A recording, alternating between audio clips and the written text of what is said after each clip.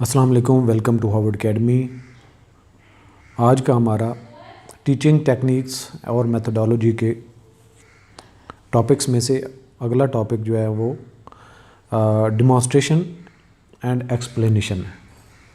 Last time हमने lecture based जो हमारा टीचिंग मेथोडोलॉजी उस पर बात की थी। आज हमारा है उसके अंदर फर्दर डिमॉन्स्ट्रेशन एंड एक्सप्लेनेशन। अच्छा, यहाँ पे थोड़ा सा दोनों के दरमियान में वर्ड्स में फ़र्क कर लेना यहाँ पे ज़रूरी है, उसके बाद आपकी अंडरस्टैंडिंग ज़्यादा क्लैरिटी के साथ आगे चलेगी। डेमो, आपने वर्ड शार्ट सुना होगा। डेमो का मतलब होता है कि कोई प्रैक्टिकली करके दिखाए। अगर आपको एक टीचर क्लास के अंदर आके कोई एक्सपेरिमेंट करके दिखाता है कि जी ये चीज़ ऐसे करनी, ऐसे करनी, ऐसे करनी, इसको हम कहेंगे डेमो। अब उस डेमो की एक्सप्लेनेशन करना कि ये चीज़ है, ये फ़लाँ चीज़ है, इसको इस तरीके से उसके फर्दर प्रोसीजर डिटेल्स को डिस्कस करना, या जो भी फिनोमेना डिस्कस हो रहा है उसके बारे में मज़ीद एक्सप्लेन करना, वजाहत करना वर्बली जो कि होता है, साथ में थोड़ी सी जो विजुअल एड्स ऐड कर दिए जाते हैं उसको हम कहते हैं एक्सप्लेनेशन। डिमॉन्स्ट्रेशन में प्रैक्टिकली लाजमी इन्वॉल्वमेंट होती है, यानी कि कुछ ना कुछ आप करके दिखाते हैं, या फिर कोई ऐसी वीडियो दिखा सकते हैं जिसके अंदर कोई चीज़ होती हुई दिखाई दे जो आप पढ़ाना चाहते हैं, समझाना चाहते हैं। तो जब आप जो चीज़ आपका टॉपिक हो उसके रेलेवेंट कोई वीडियो दिखाते हैं, कोई आप जो स्टूडेंट्स हैं उनको कोई एक्टिविटी दे देते हैं, वो करके दिखा देते हैं बाकी स्टूडेंट्स को, या फिर टीचर खुद कोई ऐसी एक्टिविटी करके दिखा देता है, तो उसको हम कहेंगे डेमो। और जबकि उसी की वजाहत करना जो कि ज़्यादातर वर्बल ही होता है और उसमें कुछ विजुअल एड्स हो जाते हैं, मतलब उसमें कुछ तस्वीरें ऐड कर लेते हैं, कोई डायग्राम ऐड कर देते हैं, तो उसको हम कहते हैं एक्सप्लेनेशन। सो जब दोनों वर्ड्स की आपको अलग अलग से समझ आ जाए तो इसकी फिर फीचर्स क्या होते हैं, उसमें रोल किसका क्या होता है, तो वो सारी चीज़ें हमने डिस्कस करनी है।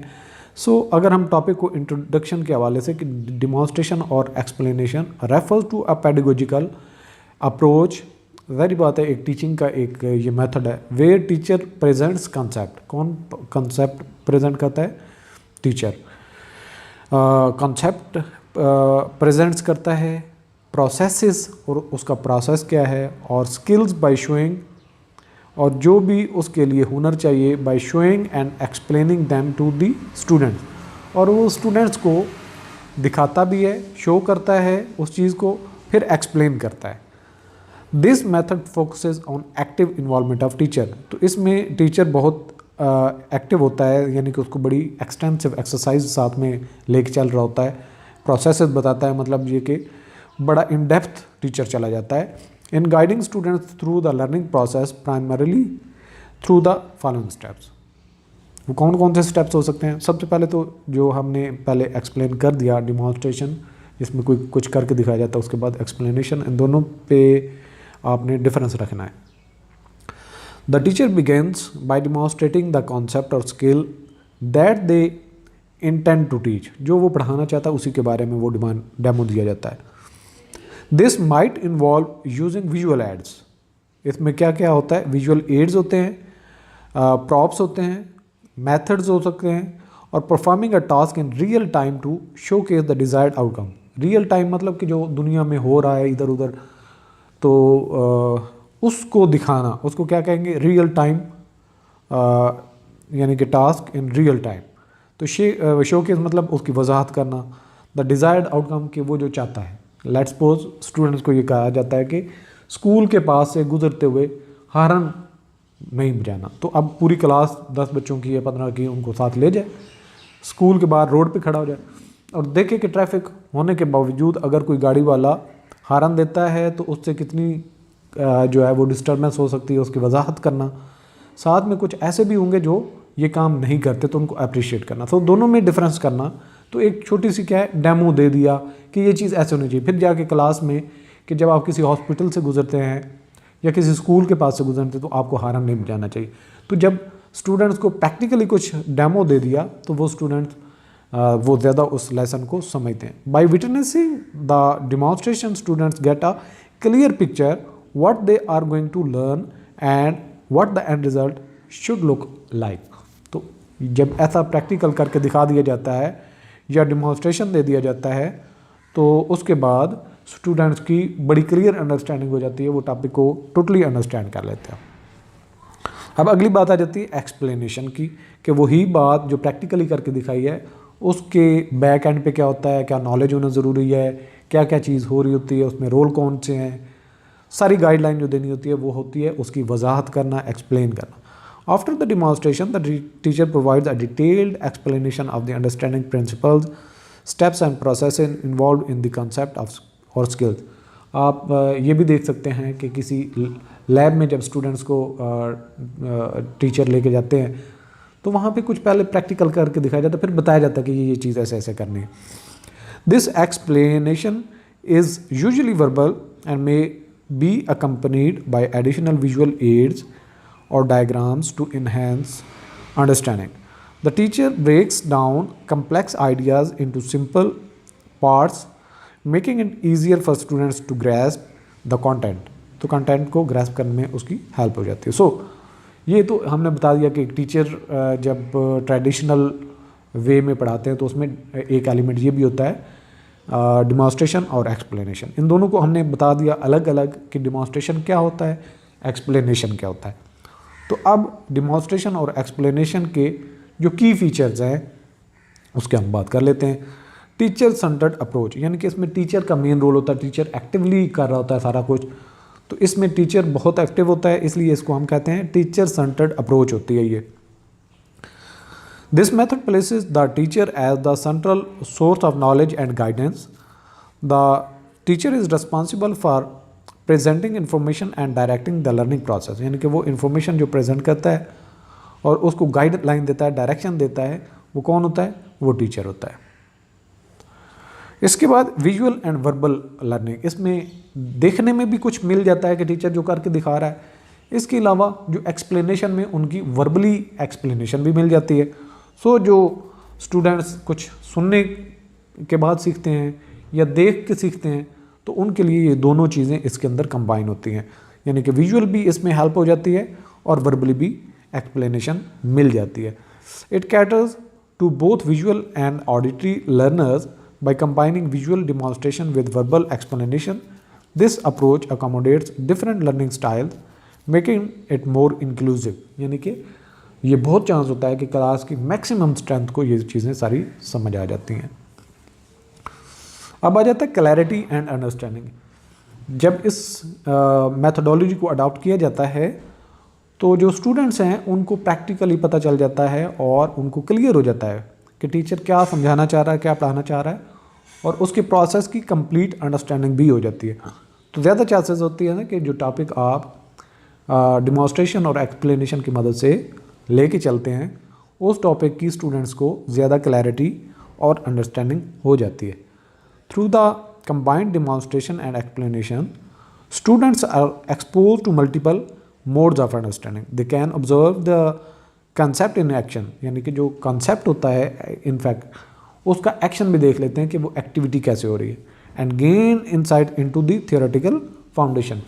और जब उसकी एक्सप्लेनेशन होती है तो उसकी जो थ्योरी होती है बैक एंड पे, जो जिसके पीछे एक पूरा लॉजिक होता है, हिस्ट्री होती है, या जो इन लिटरेचर प्रीवियस स्टडीज़ में या जो प्रैक्टिकली दुनिया में होता आ रहा है वो एक थ्योरी बन जाती है, तो उस थ्योरी को भी अंडरस्टैंड करना आसान हो जाता है स्टूडेंट के लिए।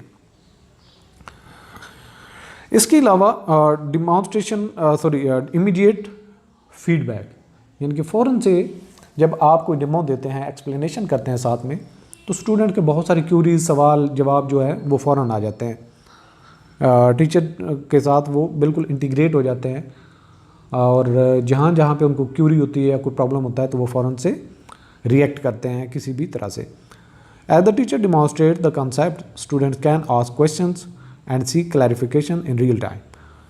This immediate interaction facilitates better comprehension and addresses doubts promptly. जो भी उनके शकू को शुबात होते हैं उनको फ़ौरन एड्रेस भी कर दिया जाता है थ्रू टीचर।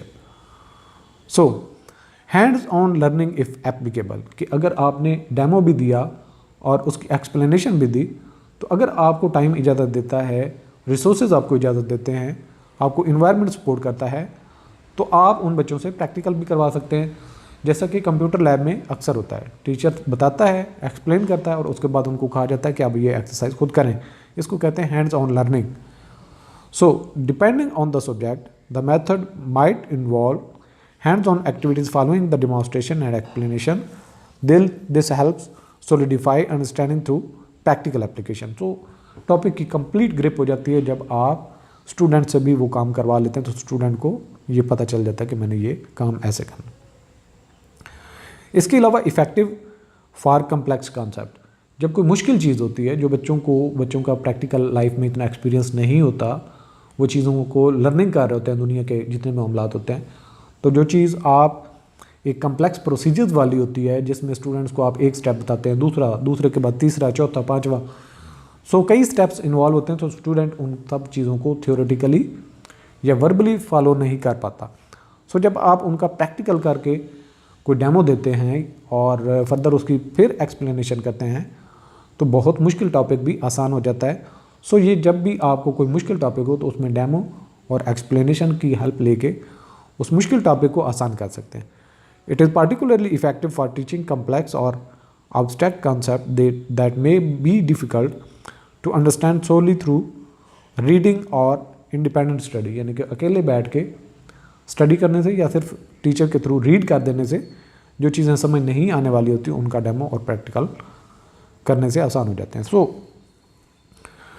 अगर हम अपने टॉपिक को यहाँ पे कंक्लूड करें, while the demonstration and explanation method has been widely used in traditional teaching, it's worth noting that educational approach have evolved over time.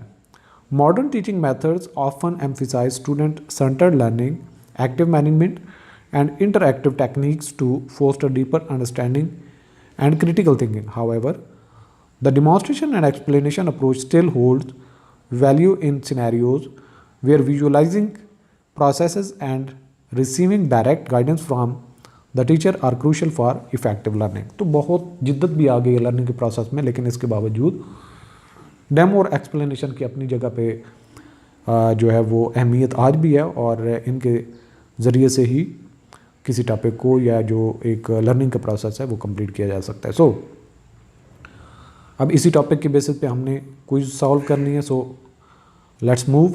Question 1, what is the primary focus of the demonstration and explanation pedagogical approach in traditional teaching methods? Options: encouraging independent study. Option B, promoting group discussions. Option C, guiding students through the learning process. Option D, assigning research projects. Right option is C, guiding students through the learning process. Question 2, what is the first step in the demonstration and explanation method? Options are providing immediate feedback, engaging in group activities, demonstrating concepts or skills, assigning reading material. Right option is C, demonstrating concepts and skills. Question 3, how does the teacher enhance understanding in explanation?